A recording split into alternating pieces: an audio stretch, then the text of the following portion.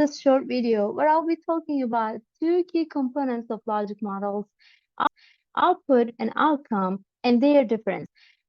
Often these terms are used interchangeably, but there's a distinct difference between the two. Let's break it down. An output is what your organization produces. It doesn't necessarily reflect the broader impact. It's the tangible, direct result of your activities. Outcomes, on the other hand, reflect the change or impact that those outputs create. They illustrate how your community or clients benefit from your work. Let's use bread making as an analogy to help distinguish between output and outcome in a logic model. All the ingredients will be our inputs, such as flour, yeast, water, maybe milk, measuring cup, spoon, and oven. Measuring ingredients, mixing ingredients, kneading the dough, letting the dough rise, preheating the oven, baking the bread. All these activities will go under our activities section in a logic model.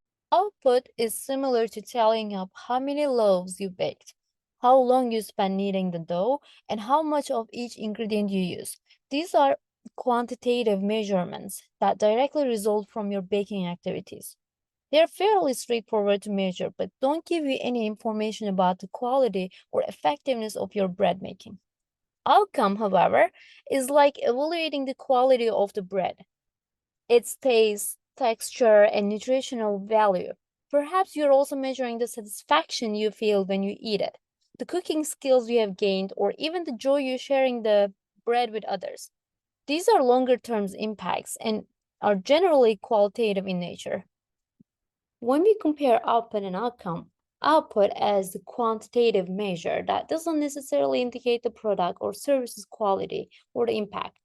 On the other hand, outcome is more longer term effects or impacts that we hope to achieve.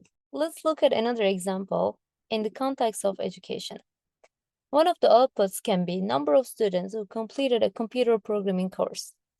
And because of that, outcome could be percentage of those students who, after completing the course, are now employed in technology-related jobs or have created software applications. I hope these examples illustrate the clear distinction between outputs and outcomes. Thank you for watching.